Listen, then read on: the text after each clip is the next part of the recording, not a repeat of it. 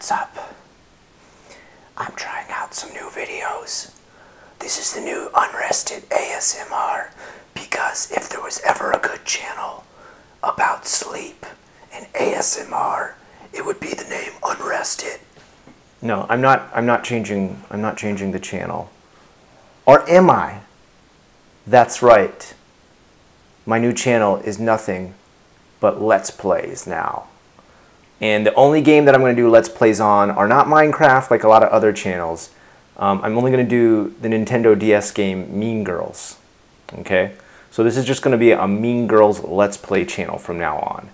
I hope you guys don't mind the big change. Those of you that are my most loyal fans will stick with me. I'm falling in love with a new passion, and that passion is Mean Girls for the Nintendo DS. Guys, if you don't stick with me, you're just not really loyal, Unrested fans. I'm lying. Maybe I'm not lying. Maybe I'm being sarcastic. Maybe I'm joking. That's what it is, joking. Let's go with joking because it sounds better. It's better for my rapport with my audience. Where have I been? Well, I died. That's what happened. I was also in an accident and got horribly injured, and I died after, but I got better because here I am again, right? If a YouTuber goes away for more than a week, he's most likely dead, or she is most likely dead. Assume they are dead, but just like Jesus, we are reborn. Where are you going with this, Scott? What is this train of thought? So many questions. So many questions. I should have called this show JFAC. Oh, I did. I did call it JFAC. But I don't want to just keep answering questions about Japan. I think sometimes that's what turns me off a lot from making videos, is the fact that I'm stuck of Japan-only content. And it drives me insane sometimes. Why don't you walk down the street in Japan? Why don't you take more pictures outside and walk down the street in Japan and show us Japan? Show us Japan! Show us Japan! Show us Japan!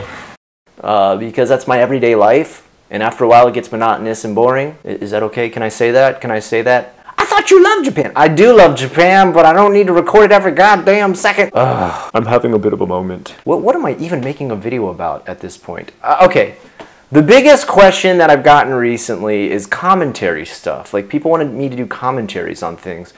And I always feel like if I even slightly stray from the path that is my channel of Japanese content, people get enraged. People get enraged. People get angry. People get angry. They get enraged. People get angry. People get angry. They get enraged. They unsubscribe. No views. I don't care anymore though. They get enraged. They unsubscribe. No views. YouTube has become garbage. There is unsubscribing even if I make no views. Subscribing even if I make they unsubscribe.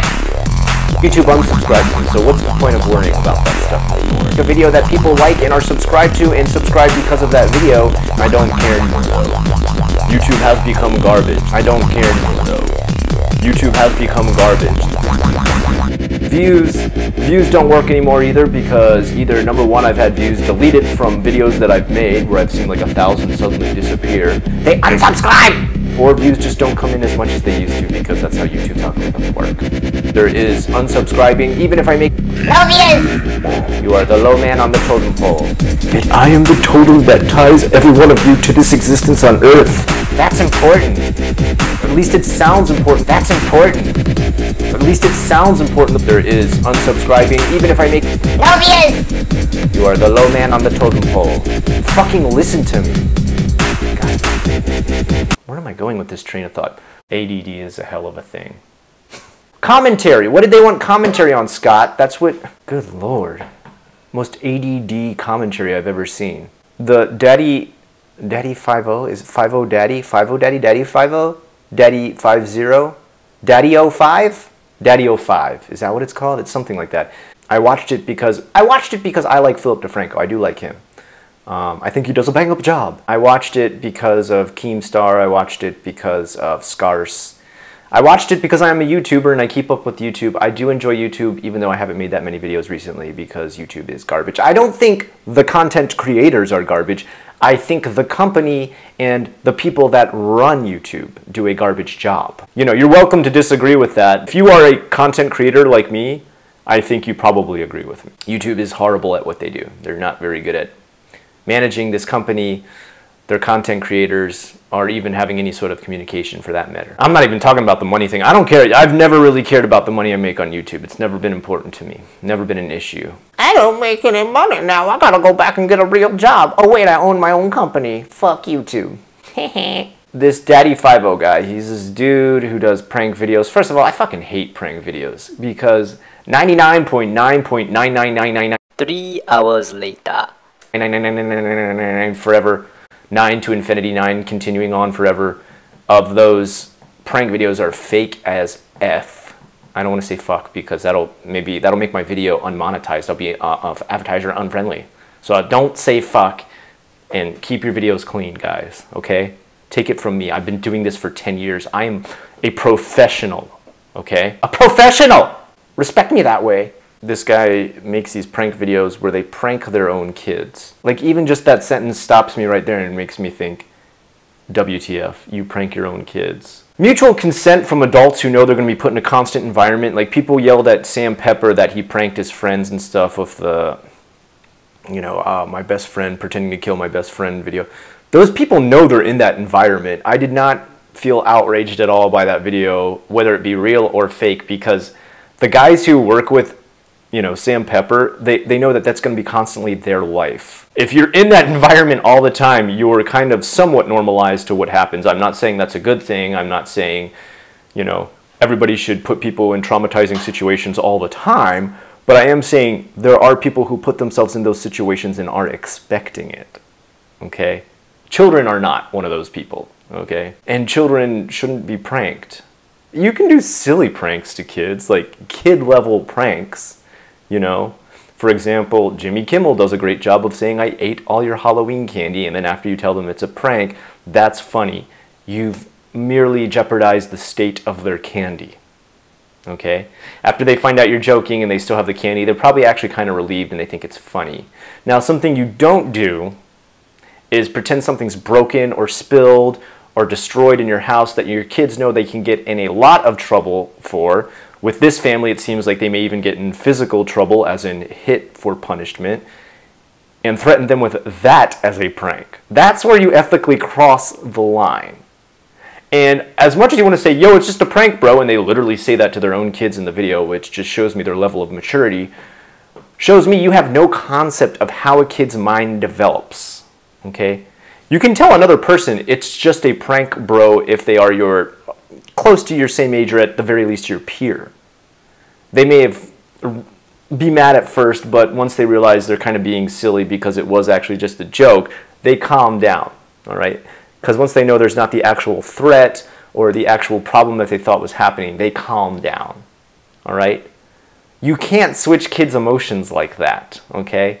Their brain's not fully formed, their emotions are not fully matured.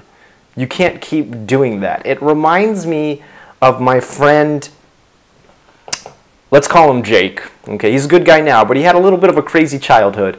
And I remember Jake used to do this thing with his dog. He was 11 years old, give the kid a break, he was only 11, where he'd do something where he'd be like throwing a ball and his dog would go get it and he'd be like, go get the ball, go get the ball, go get the ball, bad dog, bad dog. And like he thought that was so funny to do. His dog would go and do something nice and bring it back, and then he would say bad dog, and then he would laugh about it and we'd be like, yo, Jake, this isn't cool, this is kind of crazy, dude, your dog's gonna be traumatized by this. And he'd be like, but isn't it funny how confused he looks? Now if we talk to Jake about that, we're like, yo, dude, remember when you used to do that? Yeah, he's like, yeah, I was a fucked up kid, all right? I was a fucked up kid. He realizes that. Now, mind you, Jake was 11 when he was doing this, okay? He had an excuse. He was a child and had the mind of a child. He was not even a teenager. This is a grown man treating his family in the same way that this kid treated a dog, okay?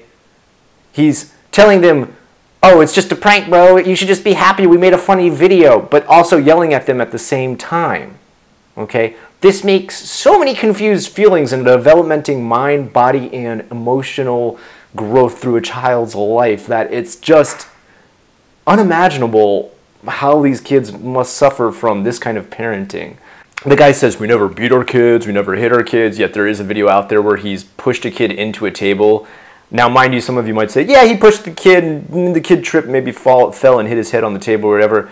The fact that you would have even put the kid in that situation to begin with, where you pushed him in an area where he could hit his head, shows me how much you don't understand how to take care of kids. Okay, let me just give you an idea of how I set things up in my school for kids. Okay, I set it up in a way where I know they won't bump their heads on tables, and tables that I know that are kids level high, I cover in soft material. Like literally I buy these soft corners that go on the side. But for the rest of the time, I buy this. Here, I'll show you. Sorry, I'm making a lot of noise as I move things. I buy rounded edge tables. I don't know if you can tell it, that's a rounded edge, but it's a rounded edge. And I literally buy that because kids always bump their head. If there's a chance for them to do it, if there's a place or a chance or somewhere a kid can get injured, you make sure they can't. You imagine they already will try to do it. If you take a look over here, all right? I'm going to go off of the green screen for a second, and we're going to show you over here, all right? Over here, can you see, there. I got my scissors way far back on my desk, all right? Why? Why, Scott? Why you got your scissors so far back? That's hard to reach. Yes, it's hard to reach. It's hard to reach for kids, actually. Kids will try to reach scissors, and kids will try to do stuff with scissors that just doesn't make sense. Why would you cut your own finger with scissors? There's no point in asking a kid why they did that. They did it because I wanted to see what would happen, okay? I've seen kids do crazy stuff, and when you ask them why, they're just like, I wanted to see what would happen. They're curious, they're learning, their mind's still growing. And if they don't know what will happen, they might try to find out, even if that final, I guess, gratification that comes from finding out what happened is dangerous to them. Why did you stick your hand in the oven? I want to see how it felt when it turned red like that. Oh, it burnt the fuck out of my hand. Now I know. I won't do it anymore. I was a kid. I hadn't done that yet because I barely lived. Okay? I remember the first time my mom taught me how to iron. All right? I burned myself. And I burned myself because I was a dumb kid. All right? I started to iron, and I ironed with the iron going towards me. And you know how irons like come to a point, right? I didn't even realize, like, as I was ironing, that every time the point was like coming like 2 inches from my chest. And eventually at some point the tip touched my chest. I was like, ah! Okay, and then after that I learned how to iron away from me. Yay, I did it.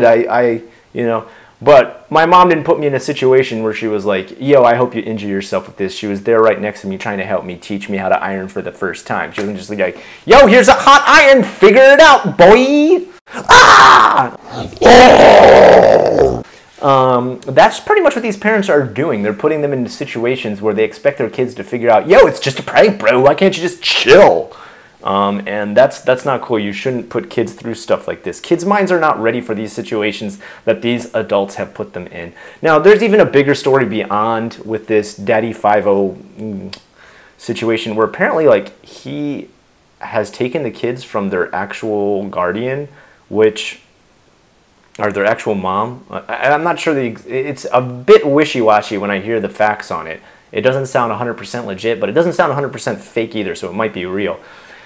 If he's taken these kids from their original guardian, either one or two things have happened. The court system has completely failed a really good guardian, or number two, that guardian is even worse than this guy, which is really scary to think about.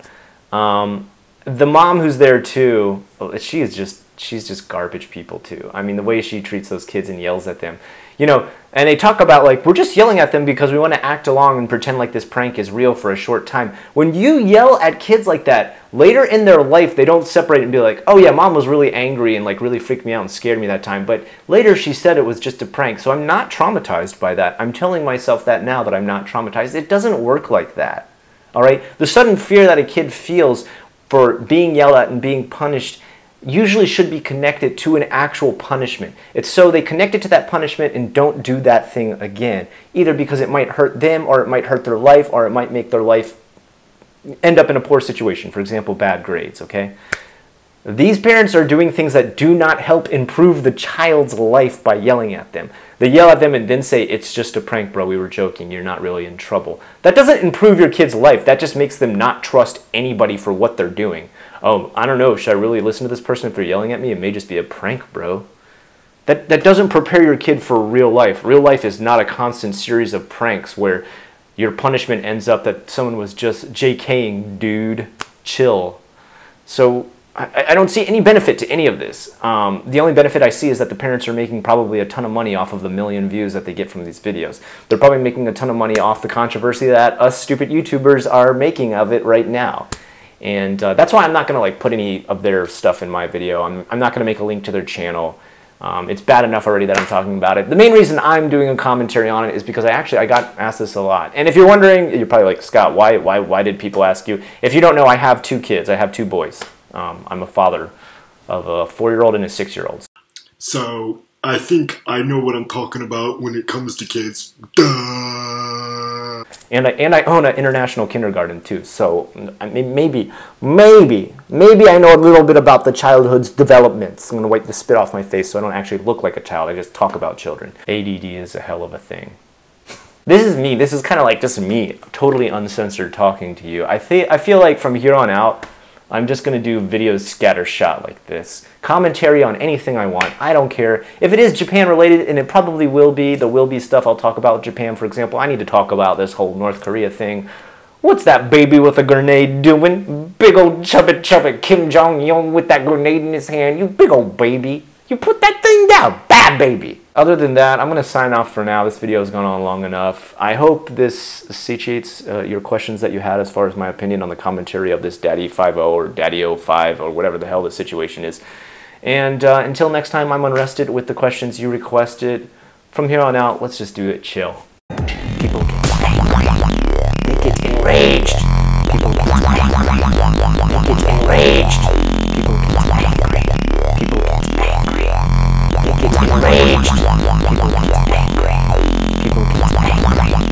They get enraged. They unsubscribe. No views. I don't care anymore though.